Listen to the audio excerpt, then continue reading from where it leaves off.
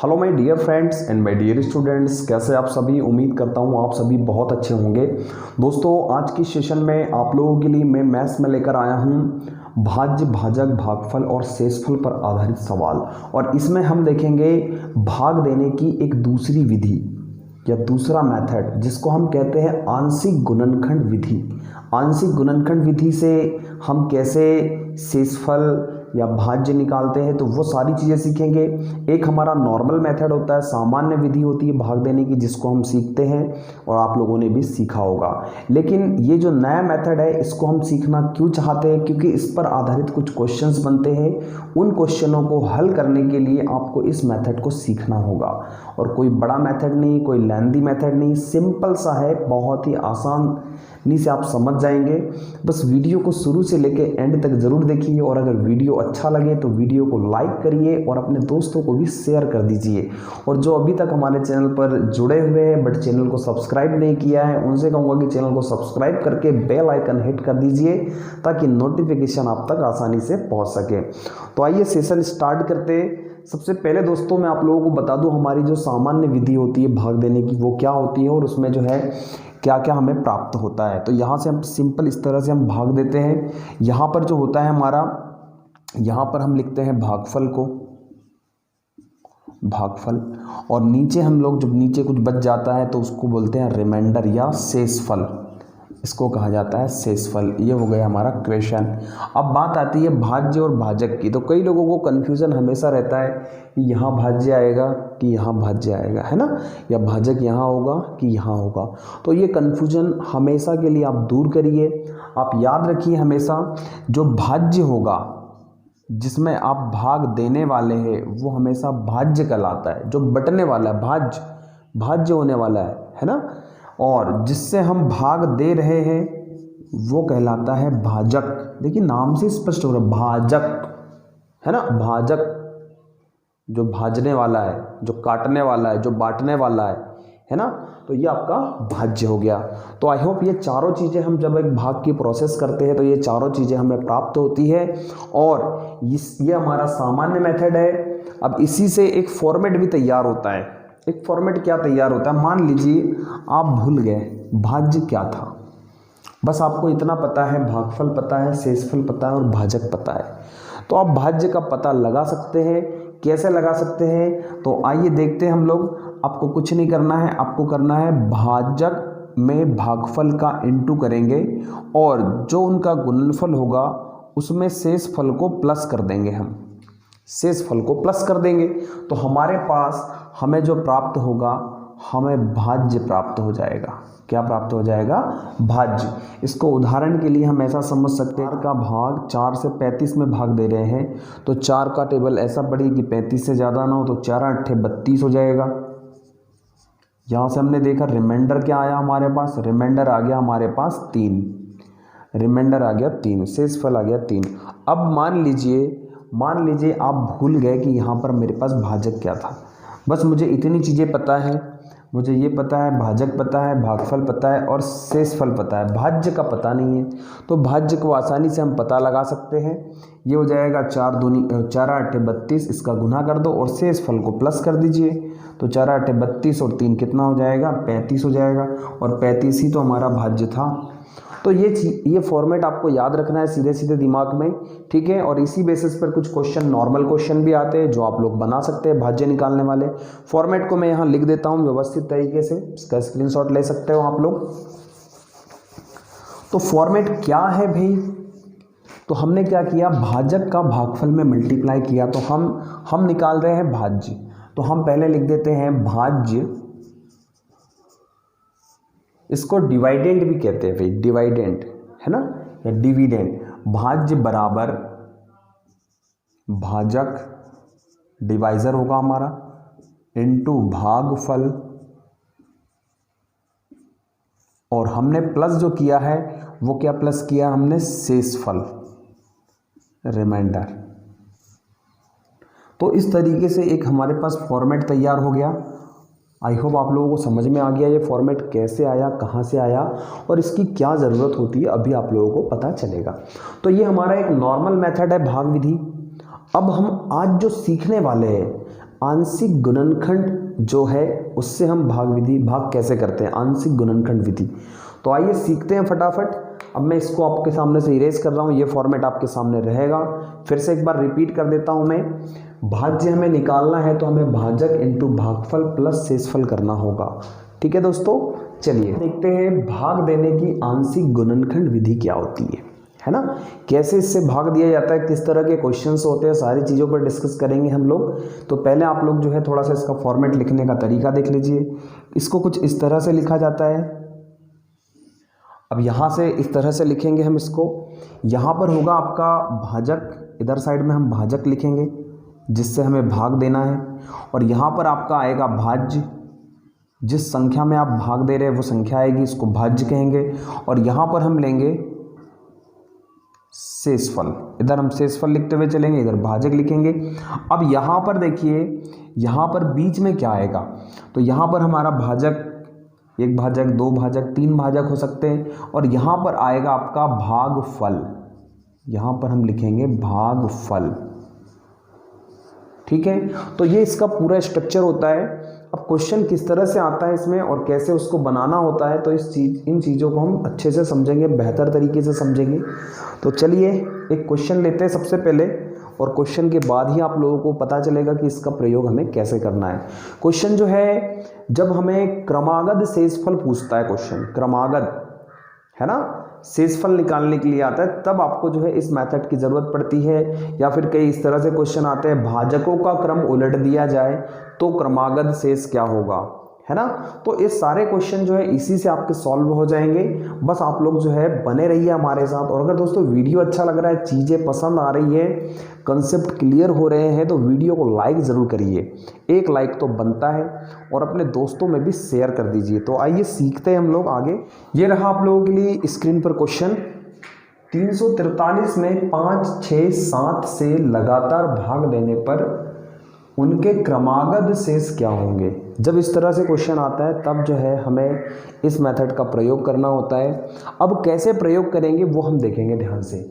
तो दोस्तों अब आप सोच रहे सर इसको सिंपल हमारे नॉर्मल मेथड से नहीं निकाल सकते क्या, तो नॉर्मल मेथड से भी निकाल सकते, लेकिन आप जो है उसमें गड़बड़ होने के चांसेस ज़्यादा है, तो इसलिए आप इसको सीखिए तो ज़्यादा बेहतर है। कुछ नहीं है, सिंपल 2 लाइनें।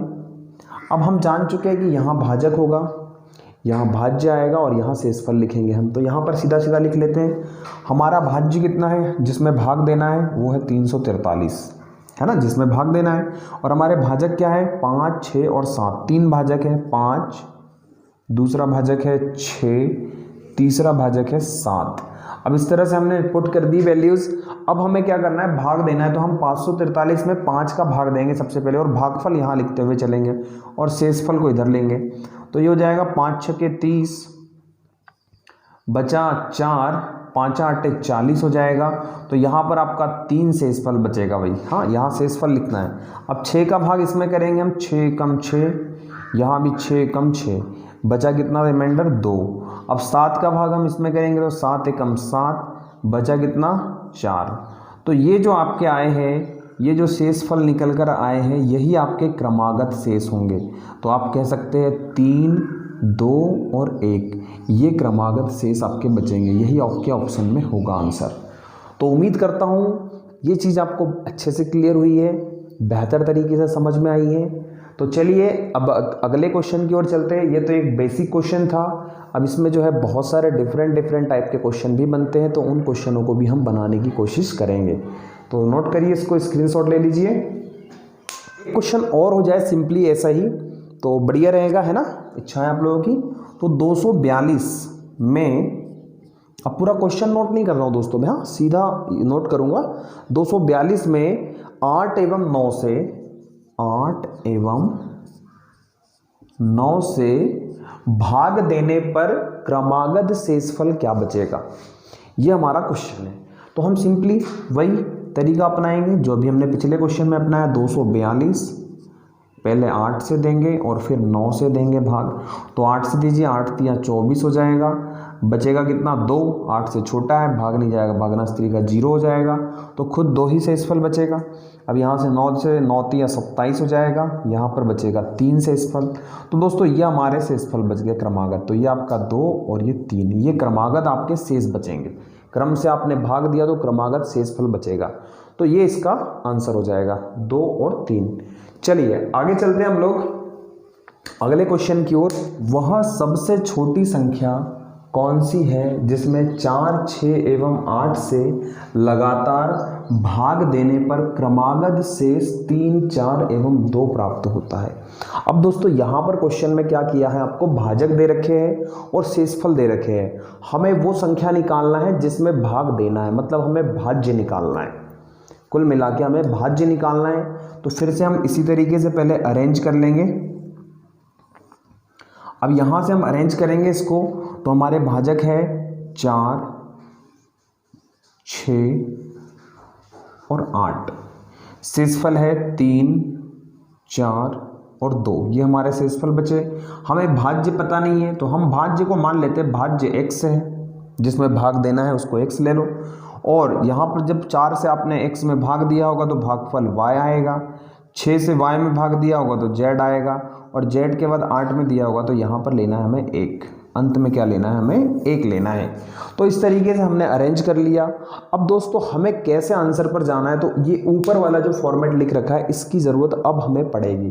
तो हम जानते हैं भाज्य बराबर भाजक इंटू भागफल प्लस शेषफल होता है, तो इसी के अनुसार हम भाज्य निकालेंगे। तो हम इसका प्रयोग करेंगे, लेकिन इसको नीचे से ऊपर हल करते हुए जाएंगे। हम जानते हैं ये भाज्य है, ये भागफल है और ये शेषफल है। तो भाजक इंटू क्या होता है, गुना होता है, और शेषफल क्या होता है, प्लस होता है। तो हमारे पास z की वैल्यू आएगी। सबसे पहले z की वैल्यू यहाँ पर 8 में, हाँ 8 से हम z में भाग दे रहे हैं तो z यहाँ पर भाज्य है ना। तो पहले z की वैल्यू आएगी, तो कैसे आएगी, 8 एकम 8 धन 2, तो ये हो जाएगा 8 और 2 10। z का मान कितना आया हमारा, 10 आया। अब यहाँ से हम लोग y का मान निकालेंगे। तो अब y के लिए भी वही, ये भाजक है, ये भागफल है, तो इंटू होगा, और यहाँ शेषफल क्या होगा, प्लस होगा। तो y का मान आ जाएगा। अच्छा z का मान हम निकाल चुके हैं 10, तो अब यहाँ सीधा हम z की जगह 10 लेंगे, तो 10 का गुना 6 के साथ हो जाएगा। तो 10 गुना 6 भाजक इंटू भागफल प्लस शेषफल, तो हमेशा जुड़ ही रहा है, शेषफल हो जाएगा 4। तो ये बन जाएगा आपका 60 और 6 64। यहाँ से हमने y निकाल लिया। अब हमें निकालना है x, तो x का मान निकालना है। तो यहाँ से फिर वही, ये भाजक इंटू भागफल प्लस शेषफल है ना, फॉर्मेट में यही है, भाजक इंटू भागफल प्लस शेषफल, वही कर रहे हैं हम लोग। तो भाजक इंटू भागफल प्लस शेषफल। अब यहाँ पर y का मान हमें पता हो गया 64 है, तो 64 इंटू 4 प्लस शेषफल कितना है 3। तो यहाँ से कर दीजिए, 4 चौके 16 हो जाएगा, 4 छंग 24 और एक 25 हो जाएगा, और प्लस में 3 करेंगे तो ये हो जाएगा 259। तो ये नंबर था भाई, वो x का मान कितना था 259, मतलब वह संख्या क्या थी 259। ठीक है दोस्तों, तो इस तरह से ये क्वेश्चन आप लोगों ने बनाना है। तो आई होप आप लोगों को सारी चीज़ें क्लियर हुई। इसको नीचे से हल करते हुए ऊपर जाना है। तो यही है आपकी आंशिक गुणनखंड की जो भाग विधि है, भाग देने की दूसरी विधि, जिसका नाम है आंशिक गुणनखंड मेथड। तो आई होप आप लोगों को क्लियर हुई है अच्छे से। चलिए फटाफट एक क्वेश्चन और ले लेता हूं मैं, जिससे आपके सारे डाउट्स निकल जाएंगे, इसी से लेवल बढ़ जाएगा। एक तो ये लेवल होता है कि यह संख्या पूछेगा। आइए दोस्तों, आज के सेशन का अगला क्वेश्चन और लास्ट क्वेश्चन है ना। क्वेश्चन कह रहा है किसी संख्या में 4, 6 एवं 8 से लगातार भाग देने पर उनके क्रमागत शेष 2, 3 एवं 4 प्राप्त होता है। यदि भाजकों का क्रम बदल दिया जाए तो उनके शेष क्या होंगे, है ना। भाजकों का क्रम बदल दिया जाए या भाजकों का क्रम उलट दिया जाए तो उनके शेष क्या होंगे। तो अब क्वेश्चन में देखिए, सबसे पहला काम जो है, सबसे पहली चीज़ तो आपको वो निकालनी है कि वो संख्या क्या थी जिसमें भाग दिया जा रहा है, भाज्य क्या था वो हमें पता करना है। तो जैसे हमने पिछले क्वेश्चन में पता किया था उसी प्रकार से हम भाज्य का पता लगाएंगे। तो सबसे पहले हम भाज्य का पता लगा लेते हैं। तो इस तरीके से लिख दीजिए आप, भाजक हमारे हैं 4 है, 6 है और 8 है। यहाँ पर आ जाएगा x, यहाँ आ जाएगा y, यहाँ आ जाएगा z और नीचे आ जाएगा 1। शेषफल क्या है हमारे 2, 3 और 4। बहुत आसानी से समझ में आ जाएगा दोस्तों। हाँ, थोड़ा सा प्रैक्टिस करेंगे आप लोग, इस तरह के क्वेश्चन और भी बनाकर देखेंगे तो पूरा क्लियर हो जाएगा, कोई डाउट नहीं बचेगा। अब यहाँ से हमने सेट कर लिया, अब इसको नीचे से हल करना है। तो 8 एकम 8, 8 और 4 12। तो यहाँ से हमने z की वैल्यू निकाल ली 12। अब यहाँ से फिर हम क्या करेंगे, पहले गुना किया है ना, भाजक इंटू भागफल प्लस शेषफल, ये लिख रखा है भाजक इंटू भागफल प्लस शेषफल। अब यहाँ से z की वैल्यू आ गई हमारे पास।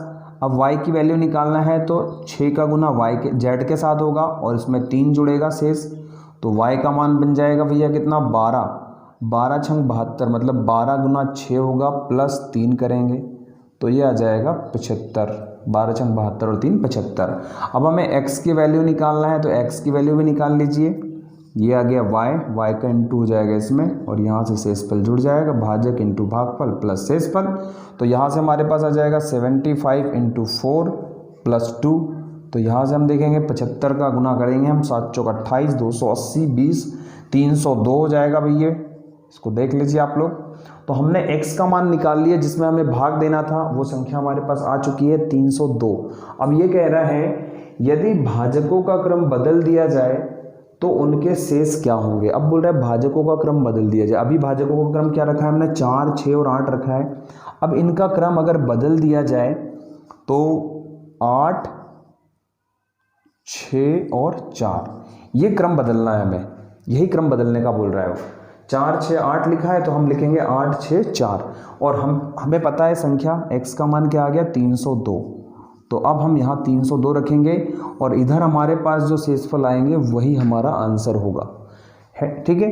तो 8 तिया 24 हो जाएगा, बचेगा 6, 8 7 56 हो जाएगा, है ना।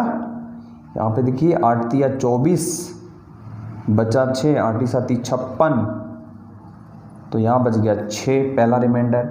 6 6 36 हो जाएगा 1, है ना। उसके बाद में 4 से 4 एकम 4, 2। तो हम कह सकते हैं 6, 1 और 2 ये हमारे क्रमागत शेषफल होंगे, यही हमारा आंसर होगा। जब हम भाजकों को क्रम पलटेंगे तो हमें ये वाले शेष प्राप्त होंगे। ठीक है दोस्तों, तो ये चीज़ थी इन क्वेश्चनों में, स्क्रीनशॉट ले लीजिए आप लोग। और आई होप आप लोगों को आज के सारे ही क्वेश्चन समझ में आए।